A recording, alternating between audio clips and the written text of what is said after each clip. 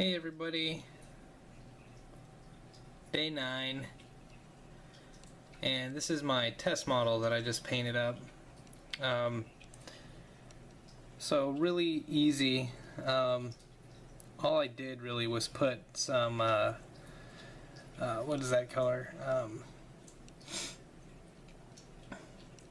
It's like oxhide brown or something for the axe.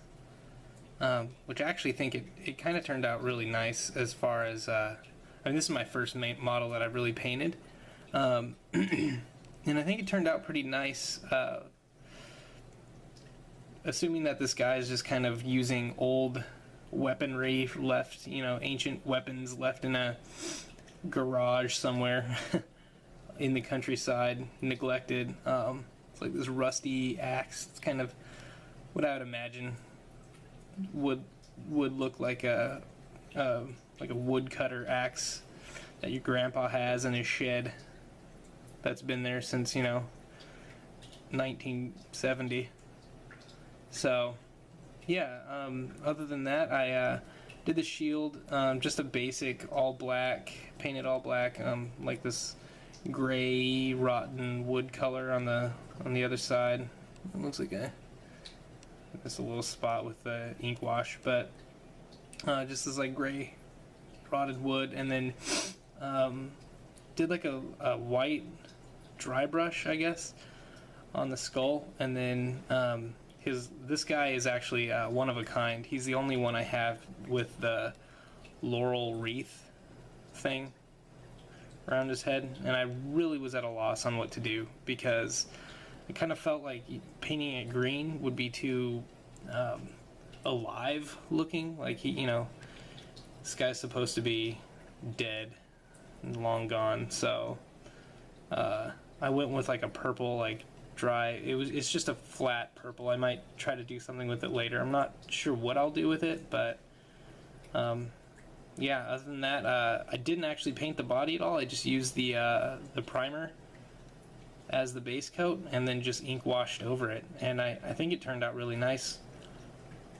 So my first model that I've done was just kind of a cheap out. I just painted the shield black, the skull dry brushed white, the back of the shield and the axe handle, what is that, great coat gray, the laurel purple, and I can't remember this color. It's like, here, let me find it really quick. Alright, here we go.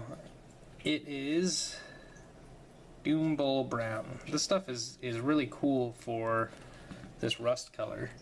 And mixed with the ink wash, I think it turned out pretty good. Especially considering these guys, I'm not painting anything to the level that some of you guys out there are painting. This guy is going to be one of 122 some odd skeletons in my army. So this ink wash is just magical. Let's see. I actually have to thank Cheese Ninja Tabletop for the idea for using the Agrax Earthshade. I think I was going to use Reikland Flesh Wash or something, but this stuff is definitely the better choice. I really like it. It's got like a orangey tint to it almost. It makes the bones look really weathered and ancient, and it made the axe blade look really rusty, and I think it worked out. But let me know what you guys think. My first model, this is my test. Probably not the best idea for a test, since he is kind of my unique guy, one of a kind in the force. Everyone else is going to be more or less the same. So I don't know if I should have used him as my test model, since he's going to be kind of up front in the ranks, but I did. I think it turned out, like I said, I might do a little more with the wreath around his head, try to figure out something there, maybe I don't know, put some orange highlights in it or something to make it look like autumn leaves or dying autumn foliage or something, but I think it works. Let me know what you guys think. Day 9. Now onto the question. So this question kind of threw me for a loop a little bit. I've played the game Warhammer 40k for 7 years now, and I've probably had that many armies. So it's a difficult question for me to answer. But I'd have to say currently, a general answer to the question, a cop out answer, if you will, would be anything with power armor. And the reason for that is solely because of the Horus Heresy novels from the Black Library. They provide so much fluff and so much narrative and so much insight into the universe from that perspective that it's hard not to get addicted to it and really fall in love with that narrative. Of course, the Horus Heresy is told from several different chapters' perspectives, so it's hard to pick one that's a favorite from that time. Not to mention, I tend to really fall in love with any army that I'm currently playing. So, just as a very story-driven person, I really like to create narrative for the army that I'm currently playing. So, with the background of the Horus Heresy, with the knowledge, the insane degree of Space Marine resource source material out there, it's easy to create basically any depth of story for a Space Marine force. So currently, and this might not come as a shock to some people, but my favorite Space Marine chapter currently is the Flesh Tears. That's Gabriel Seth there. That's my man right there. With Blood Reaver's two-handed chain sword of death. Right now I really like the Flesh Tears. Something that's got me really interested in them to begin with was, this kind of came during the peak of Blood Angel fever, when people were, 6th edition freshly had come out, and people were experimenting with the Blood Angels, saying a lot of the Sanguinary Priest in particular was a kind of a compulsory ally option, just because it gave Feel No Pain to Terminators, and that was a huge thing these days. So I kind of got into, I had already been playing my Blood Angels, or actually it was the Ebon Crows at the time, but it was using the Blood Angels book. But I was playing the Blood Angels, the Ebon Crows at the time, using this book, and so I knew quite a bit about it, but I didn't actually look into the Flesh Tears until after that point. And one thing that drew me into it was the Gabriel Seth model. Just a really dynamic model, and from all the other independent character HQ guys available in the book, to me he was the most unique, and to me he was the most gritty. Everyone else kind of was, people on YouTube like to call out the nipple armor, but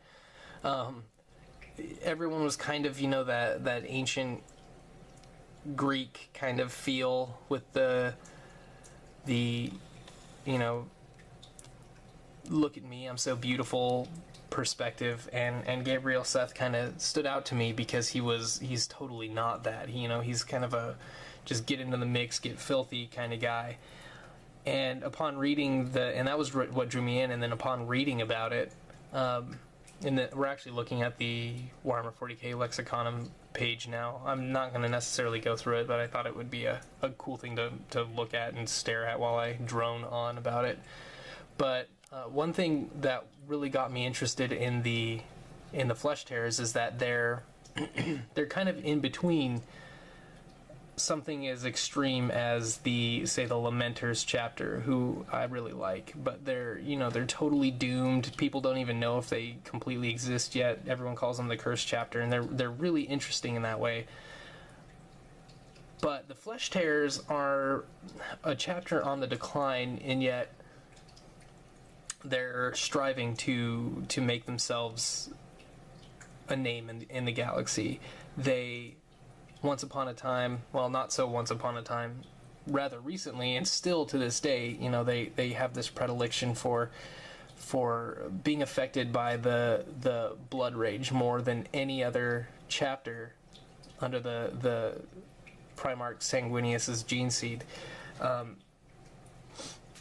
And yet they're trying to curb that now with under Gabriel Seth's leadership. They're trying to,